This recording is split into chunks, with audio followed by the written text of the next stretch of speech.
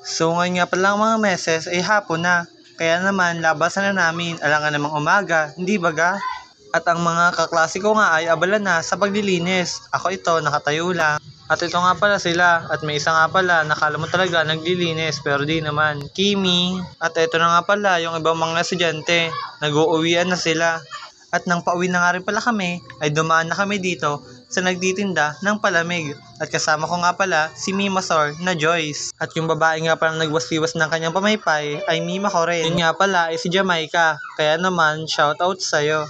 At ito nga pala mga pasneyang to ay kaibigan ko din. Kaya naman shoutout sa inyo. At nang matapos nga kaming makabili ng palamig ay agad ko na rin kinuha at aking tinikman. At nang pauwi na nga pala kami sa amin ay napakaganda ng sumalubong sa akin. Kasi naman naka-black shoes ako pero baha.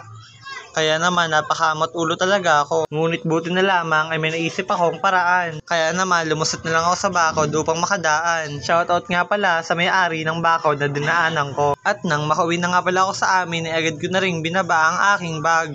At agad ko na nga rin palang hinubad ang aking ID. At nang matapos kong hubadin ang aking ID ay agad ko na rin hinubad ang aking polo. At kinuha ko na rin pala ang damit na aking pampalit. Kaya naman transition tayo, bugs. O diba mga te, nakaslay ako doon, aminin nyo. Kaya naman forward na tayo sa paghuhubad ng aking pantalon. Nandito na nga pala tayo sa part na ako magkisipagsipagan na rin. At agad ko na nga palang hinugasan ang aking malutuan. Kasi naman baka isipin nyo sobrang tamad ko.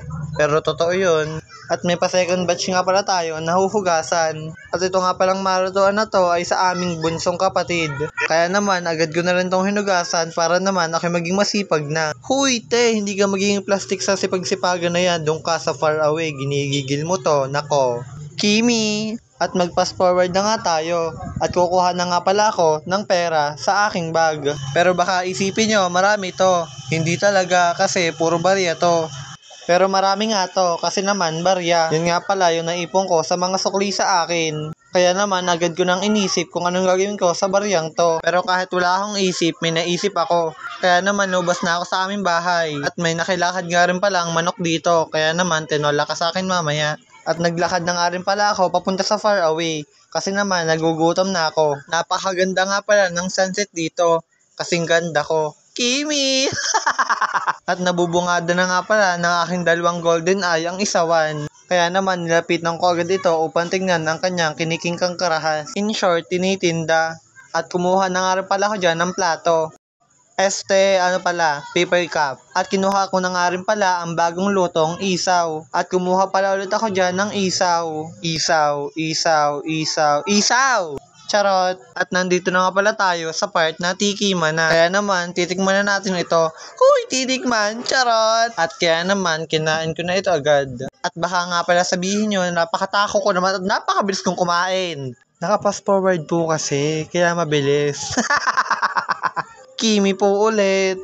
At dyan nga pala ay malapit ko nang maubos ang aking biniling isaw. Dyan nga pala ay maraming nakatingin sa aking aso, kaya naman binigyan ko. Opo, binigyan ko nga pala sila ng stick. At dyan nga pala ay napaso ang mima nyo katakawan.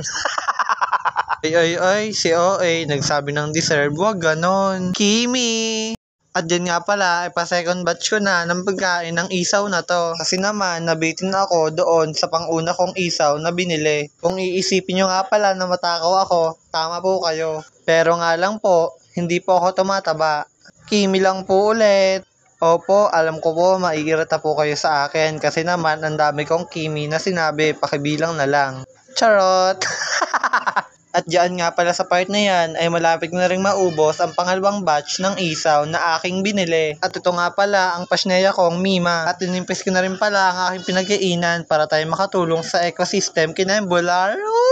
At uminom na rin pala ako ng palamig kasi naman nauuhaw na ako. At diyan nga pala inaubos ko na yung palamig kaya naman thumbs up. Bye-bye lan!